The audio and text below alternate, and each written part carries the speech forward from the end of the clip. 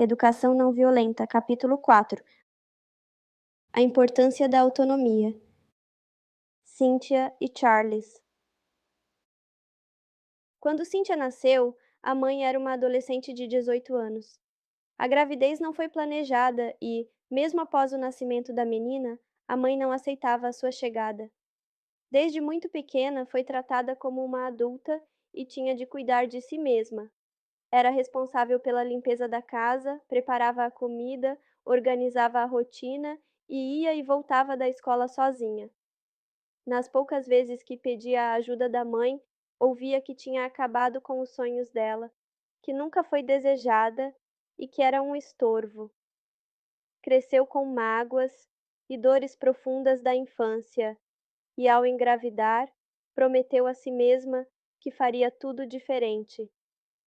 Como é comum que aconteça, Cynthia era o extremo oposto da mãe. Fazia absolutamente tudo pelo filho, Charles. O menino jamais foi incentivado a sequer tirar os pratos da mesa. A mãe escolhia as roupas e as vestia nele, organizava a mochila da escola, o lanche e os brinquedos. Mesmo com o passar dos anos, a única responsabilidade de Charles na família era brincar e se divertir. Cynthia arrumava a casa e preparava a comida enquanto o filho dormia, para que, quando acordasse, ela pudesse lhe dedicar atenção exclusiva. Amenizava as consequências dos seus erros e evitava as frustrações a todo custo. Buscando fazer o melhor para o filho, Cynthia criava nele uma dependência preocupante. Durante a Idade Média, as crianças eram vistas como mini-adultos. Tinham de seguir as mesmas regras, comportar-se com igual responsabilidade e comprometimento. Com o passar do tempo, saímos do ponto em que crianças eram adultos em miniatura para o ponto em que crianças são bibelôs incapazes de fazer qualquer coisa por si mesmas.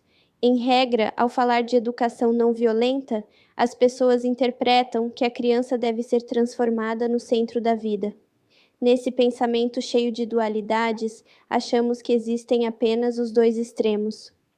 Todas as vezes que fazemos algo pela criança, estamos tirando a oportunidade de que elas façam por si.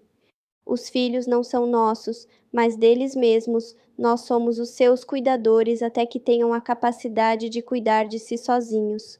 Um dia, por mais que não pensemos nisso, reivindicarão a propriedade de si mesmos. O que farão com esse precioso bem? Ao passar pela porta da casa rumo ao desconhecido, levarão de nós uma mochila com os ensinamentos e as experiências que vivenciamos juntos. O que estamos colocando nessa mochila? Que ferramentas estão sendo acrescentadas nesse acervo pessoal para que possam lidar com os desafios que a vida certamente lhes proporcionará? Estamos sendo educadores ou mimadores de crianças?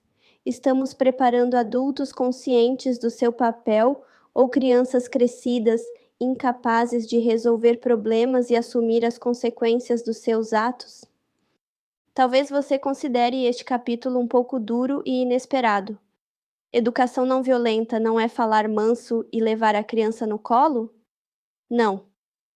Queremos preparar os filhos para a vida e não os colocar no colo. Devemos dar as ferramentas e as habilidades necessárias para que possam lidar com as intempéries com sabedoria, e não faremos isso tomando todas as decisões por eles. Desenvolver a autonomia, a capacidade de tomar decisões e a responsabilidade pelo cuidado de si pode transformar o futuro das crianças. Lembra das habilidades para o futuro que citei no capítulo 1? Você fez a sua lista? Quais das habilidades estão sendo desenvolvidas em seu dia a dia? O papel dos pais. Minha mãe conta que não havia conversa em sua casa. Minha avó, uma mulher endurecida pela vida, matriarca autoritária, determinava o que cada um faria, o jeito que faria e o tempo que tinha para cumprir as suas obrigações. Nunca perguntou a opinião de nenhum filho para o que quer que fosse. Também não havia abraços ou amabilidade entre eles. A primeira vez que beijou a mãe em outro lugar que não fosse a mão no momento de pedir-lhe a bênção foi quando a minha avó já estava idosa. A criação que recebi foi bem diferente da que ela recebeu. Conversávamos, trocávamos carinhos e beijos, e as punições eram aplicadas quando lhe faltava outras ferramentas, o que infelizmente era a regra havia alguns anos. Da educação que recebeu ficou um resquício, uma frase que ouvi por muito tempo e que, apesar de curta, diz muito sobre a visão tradicional do que é ser pai e mãe. Criança não tem querer. Se a criança não tem querer, os pais devem determinar tudo por elas: o que devem comer, o que devem vestir, a forma como devem falar, os motivos aceitáveis para o seu choro. Muito além de administradores temporários da vida dos filhos, essa linha de pensamento nos coloca no papel de proprietários controladores deles. Esse desejo de controle e a busca pela relação em que pai manda e criança obedece é fonte de intensas frustrações.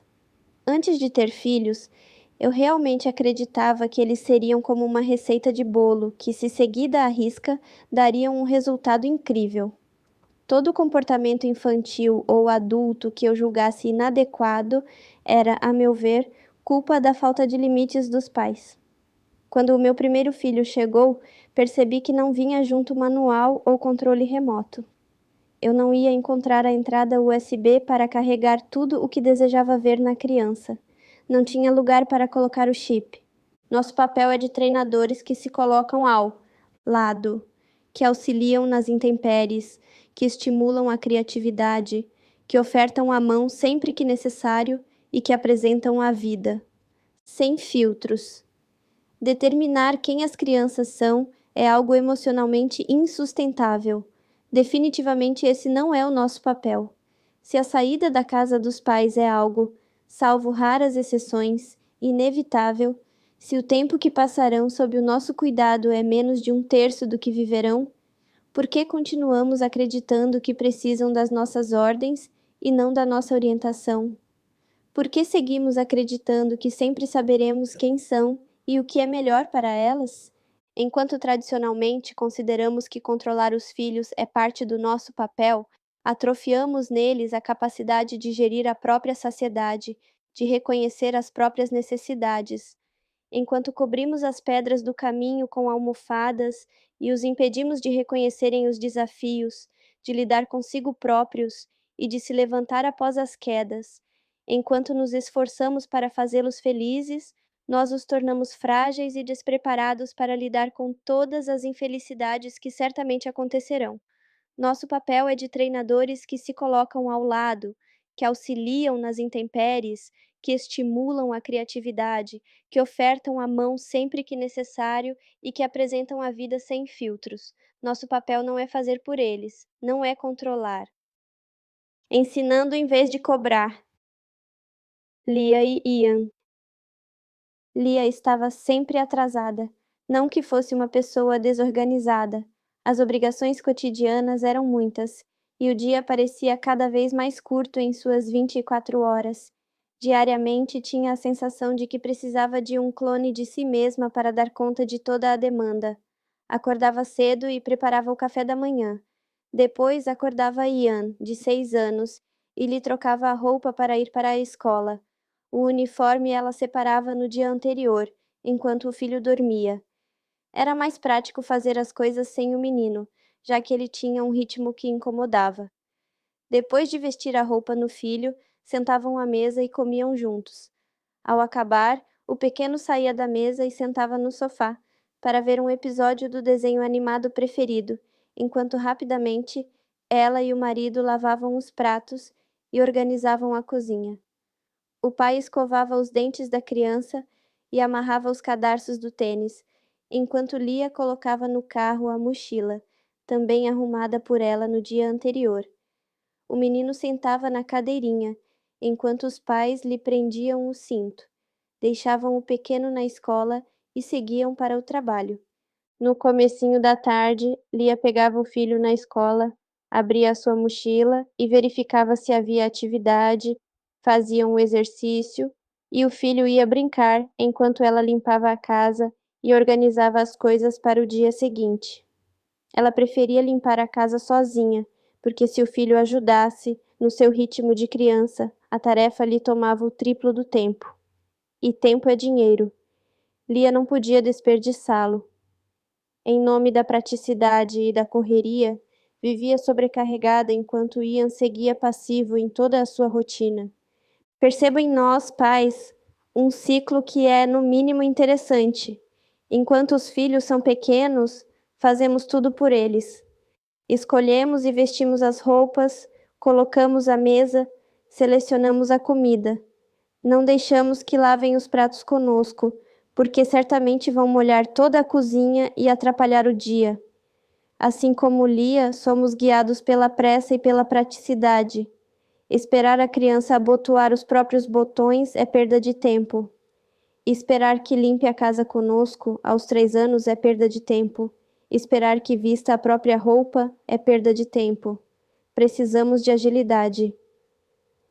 Até que, um belo dia, quando os filhos geralmente têm entre 10 e 14 anos de idade, decidimos que eles já têm idade suficiente para lavar os pratos com eficiência, para organizar os exercícios da escola sem a nossa cobrança, para arrumar a própria cama e o guarda-roupa. Assim, de uma hora para outra, decidimos que já fizemos muito por eles, e é hora de fazerem sozinhos. Quanto tempo dedicamos no nosso dia a dia a treinar as crianças para a vida? Quanto tempo dedicamos a ensinar-lhes a lavar os pratos, limpar o banheiro, varrer a casa? Quanto tempo dedicamos para que aprendam a vestir as roupas e amarrar os sapatos? O treinamento para que saibam cuidar da casa e de si mesmos começa hoje, com a criança de 2 anos que aprende a guardar os próprios brinquedos, com a menina de 3 anos que escolhe e veste as roupas sozinha, com o menino de 5 anos que prepara o sanduíche, usando inclusive a faca de pão, sob supervisão, com a criança de 6 anos que acorda com o despertador e vive as consequências de apertar a função soneca em vez de levantar, chegar atrasado, perder o café da manhã. Enquanto fazemos por eles, tiramos deles a fantástica oportunidade de compreender que são parte ativa da própria vida. Sobre este treinamento, é muito importante lembrar que os erros irão acontecer. A criança de 2 anos guarda os brinquedos de maneira desordenada. A menina de 3 anos não pensa na harmonia das cores da própria roupa. O menino de 5 anos não vai preparar um sanduíche balanceado como o seu. A criança de 6 anos precisa de auxílio na organização da rotina. A forma como lidamos com os erros e a compreensão de que cada pessoa tem o seu ritmo e jeito de fazer as coisas é o que pode tornar essa fase mais produtiva, leve e fluida. Erros são parte do aprendizado, e a forma que fazemos as coisas é apenas isso, a nossa forma. A sua criança pode encontrar o jeito dela. O dia em que parei de vestir as roupas nos meus filhos. Por comodidade, por pressa ou por outros motivos, nós vestíamos as crianças a maior parte das vezes. Eles sabiam se arrumar sozinhas, escolhiam o que iam vestir, mas na hora de colocar a roupa, acabávamos fazendo por elas. Isso me incomodava muito, visto que prezo tanto a autonomia. Em uma reunião de família, acertamos que eu não faria mais isso. Era importante que soubessem cuidar de si mesmas, e vestir a própria roupa era essencial. Mas eu sabia que testariam a nova regra. É da natureza humana testar os limites. Ainda bem, evoluímos como sociedade graças a essa característica. E então, depois do banho, Miguel me pediu: Mãe, você me veste. Filho, fizemos um acordo. Lembra o que conversamos na reunião de família? Lembro, mas amanhã. Hoje você me ajuda. Não, meu bem. A nossa nova regra já está valendo. Ele brigou. Tentou me ameaçar, não surtiu efeito. Eu não respondo a ameaças, filho. Ele gritou. Não adiantou, segui firme e tranquila. Não gosto que fale comigo nesse tom. Eu havia me preparado mentalmente para o teste, sabia que ele viria. Enquanto o pequeno chorava, eu pensava: é só uma criança de 5 anos com pedidos deslocados, solicitando uma coisa, mas precisando de outra. Eu sou a adulta. Resolvi entender os seus motivos. Por que é tão importante que a mamãe te vista? Porque você é rápida e eu gosto de fazer as coisas rápido. Eu visto rápido porque treino faz muito tempo. Você só precisa treinar. E não se preocupe com o tempo, não estamos atrasados. Você tem todo o tempo de que precisa. Ele chorou. E chorou mais. Por mais de 20 minutos ficamos ali. Depois vestiu a cueca dizendo que eu vestiria a bermuda. Vestiu a bermuda dizendo que eu vestiria a blusa. Vestiu a blusa dizendo que eu vestiria a roupa da próxima vez. Depois de vestido, chorando, ele me abraçou. Agradeci por ter cumprido o nosso acordo. Ficamos abraçados até que se acalmasse. Perguntei se o cantinho da calma iria ajudar. Ele me disse que não. Só queria o meu abraço. Após esse episódio, Miguel passou a vestir as roupas sem questionamento. Testou a regra, viu que eu falava sério. Não gritei, não me descontrolei, não cedi. Apenas permaneci gentilmente firme. Um tempo depois, foi a vez de a pequena testar. O choro durou menos de 5 minutos. Enxugou as lágrimas, vestiu a roupa, permitindo as escolhas. Helen e Murilo. O intervalo do workshop havia acabado e estávamos retornando para o lugar. O tema a ser discutido seria autonomia. Enquanto falava de escolhas e da confiança que precisamos ter na capacidade das crianças, Helen me olhava nitidamente incomodada. Assim que abriu espaço para trocas e perguntas, ela levantou a mão e me contou que o filho, Murilo, odiava comer. Magro, abaixo do peso considerado saudável pelo pediatra, o menino se recusava a comer o que ela oferecia. Após uma bateria de exames, constataram que não havia nenhuma justificativa física para a falta de apetite. O prato era cuidadosamente preparado para ele, que se negava a ingerir os alimentos. Frustrada e preocupada, Helen brigava e forçava a alimentação. Às vezes o menino vomitava, às vezes comia uma colher depois de horas de choro. Aos quase 3 anos, a criança sobrevivia à base de suplementos alimentares. Perguntei se, em algum momento, o menino teve a liberdade de escolher o que comer, dentro de opções predeterminadas por ela, se preparavam a comida juntos, e se ele podia ter alguma liberdade de escolha no momento da refeição. Helen se irritou. Disse que não estava entendendo. Se ela não desse a comida, se não forçasse ou brigasse, ele não comeria nada. Ela nunca tentou abandonar o controle sobre o momento da alimentação.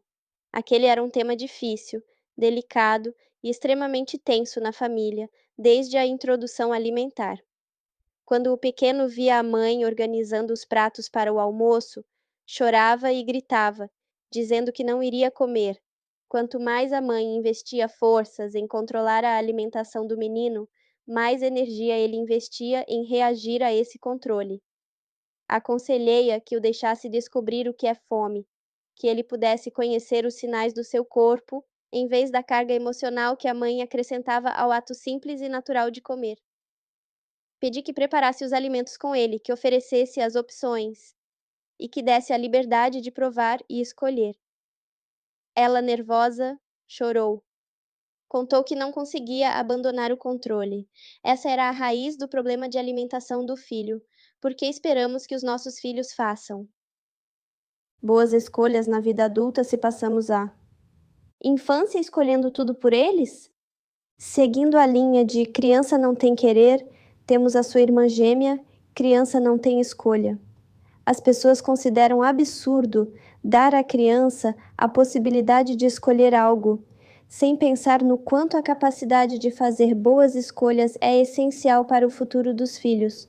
Escolhas pedem ponderação das possíveis consequências, exercitam a empatia e o autoconhecimento e demonstram que a vida é regida pela lei de causa e efeito. Quantas escolhas ruins fizemos na vida adulta por pura falta de prática e habilidade? Por que esperamos que os nossos filhos façam boas escolhas na vida adulta se passamos a infância escolhendo tudo por eles? É claro que não deixaremos que escolham entre a refeição e o bolo de chocolate, ou entre a escola e o cinema. Ofertamos opções predeterminadas e lhes damos a possibilidade de ponderar qual delas parece mais acertada. Quanto mais incentivamos a escolha, menos passiva a criança se torna em sua própria realidade. Escolher a roupa com que vai sair pede a observação do clima, do lugar para onde vai e do que vai fazer. É um treino maravilhoso e que parece muito simples. Meus filhos observam se está frio ou calor para decidirem se a blusa deve ser de manga longa ou uma camiseta. Informo o lugar para onde vamos e peço que pensem que roupa é mais confortável. Se vão para um parquinho, o jeans não é a roupa mais adequada, por exemplo. E caso façam escolhas inadequadas, informo os riscos e permito que vivenciem as consequências. Estávamos na piscina do condomínio onde moramos e vi um grupo de crianças brincando, sem os pais. Os meninos tinham entre 5 e 7 anos. Um deles contava que não podia entrar na água, enquanto os outros insistiam que entrasse, visto que o pai não saberia. No meu canto, eu me surpreendia com a conversa de crianças tão novas. Após a insistência dos amigos, o pequeno indeciso tirou a roupa e pulou de cueca na água. Nossos filhos farão escolhas diariamente. Escolherão coisas pequenas, como que roupa vestir, e escolhas grandes, como que carreira seguir. Escolherão inclusive se vão ou não nos comunicar as próprias escolhas. Se, em vez de ofertar as ferramentas necessárias para embasar boas escolhas, nós as fazemos por eles, estamos lhes tirando a oportunidade de aprender, treinar e errar. Este é o melhor momento para errarem nas escolhas, porque estão sob o nosso cuidado. A seguir, deixo sugestões de comportamentos que incentivam o desenvolvimento da autonomia. Permita que a criança escolha as roupas que ela irá vestir. Explique o que deve ser levado em consideração e deixe-a livre para escolher. Para facilitar a decisão de crianças menores, separe 2 ou 3 opções. Converse sobre as suas escolhas. Compartilhe com os filhos suas reflexões sobre as escolhas que faz, de maneira leve e clara. Criem juntos um quadro de rotina. Explique as atividades que devem ser feitas diariamente e juntos, esquematizem a rotina. Permita que a criança escolha a ordem das atividades, sempre que possível. Escute. Deixe que o seu filho pergunte, fale e compartilhe as percepções da realidade. Algumas crianças percebem mais o mundo à sua volta do que outras. Não conversar apenas deixará o seu filho perdido em seus próprios medos. Explique sobre consequências. Existem consequências naturais para muitos dos nossos atos, e comunicar isso para a criança a ajudará a entender causa e efeito. No capítulo 6, falaremos sobre consequências lógicas e consequências naturais. Fácil é um conceito relativo. Giovana e Maria. Giovana estava em minha casa com a filha Maria. A menina estava com bastante enjoo e vômito, e o remédio natural que eu tinha em casa era em comprimidos. A mãe pegou a pílula com uma das mãos, um copo de água com a outra e ofereceu à criança. A pequena, de 5 anos, tentou engolir, mas não conseguiu. Tentou 1, 2, 3 vezes. O remédio seguia grudado na língua, a água do copo já no fim. A mãe, irritada, entendeu que a menina estava fazendo pirraça. Engole, Maria! Observei, me recordando da primeira vez que ofertei o mesmo comprimido para Miguel. Eu me aproximei da menina e pedi que enchesse a boca de água e tentasse engolir de vez. Expliquei enquanto demonstrava com gestos. Ela me imitou e conseguiu. Feliz, saltitando, me mostrou a língua. Consegui, eu consegui! O simples ato de engolir um comprimido, algo tão corriqueiro, era um desafio para a pequena menina, que nunca o tinha feito. O óbvio não existe. Fácil é um conceito relativo. Li O Mundo de Sofia, de Jostein Gaarder, quando tinha cerca de 13 anos. Um trecho me marcou bastante. Segundo o autor, o mundo seria como um grande coelho. Nascemos todos nas pontas dos finos pelos. Nós nos admiramos com a paisagem, nos investimos de curiosidade para a vida. Com o passar dos anos, vamos escorregando cada vez para mais perto da pele, onde a paisagem é sempre igual. Considero uma analogia perfeita.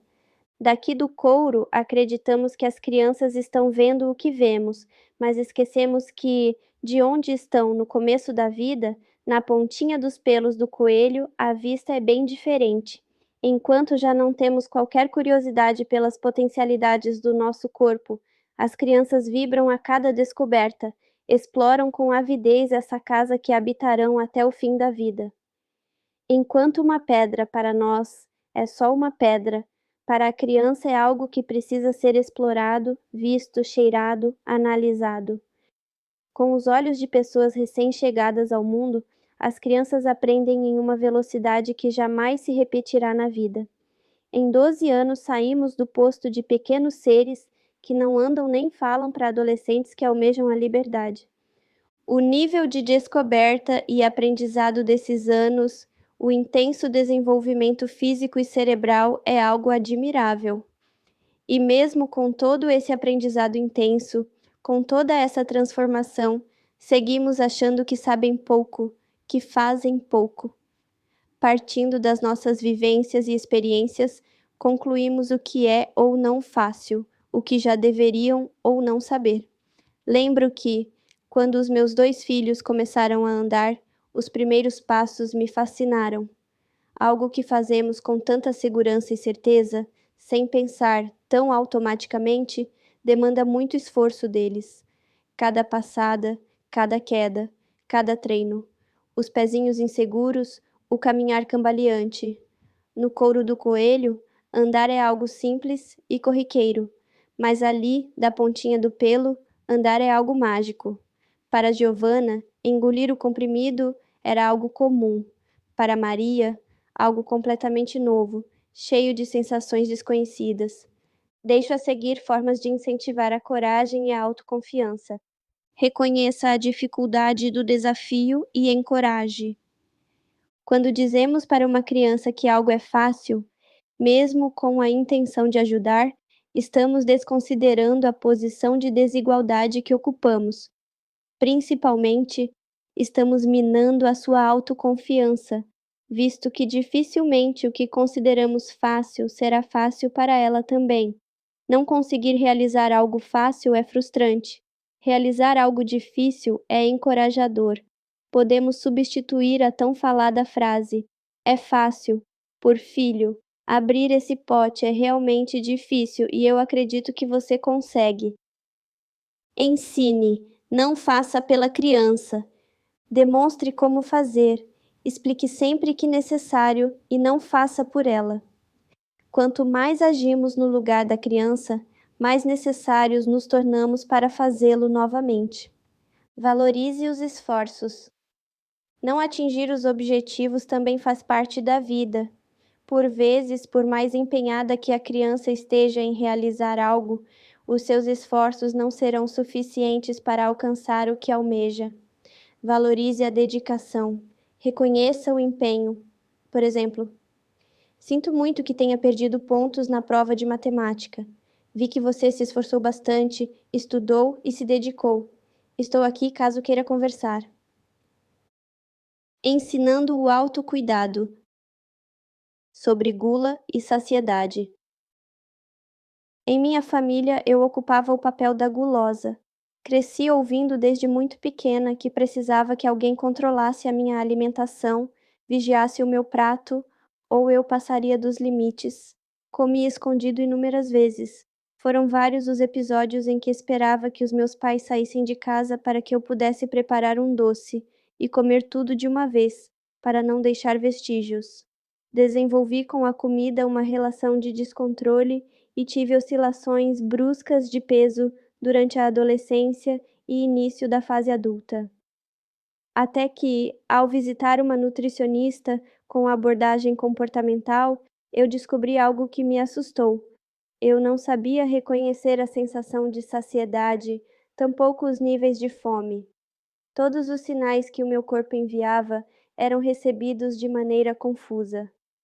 Com a guiança externa que sempre existiu sobre a minha alimentação, eu não aprendi a escolher a qualidade ou a quantidade do que entrava em meu corpo. É interessante quando reconhecemos as nossas limitações, porque ganhamos aí uma chance de mudar. Mais interessante ainda é ganhar a oportunidade de fazer diferente com os nossos filhos. Eu quero mais, mãe.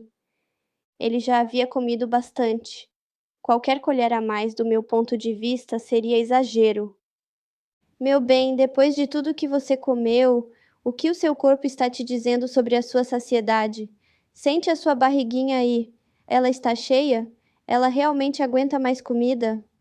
Seu corpo é o seu melhor amigo, filho. O melhor de todos está sempre com você.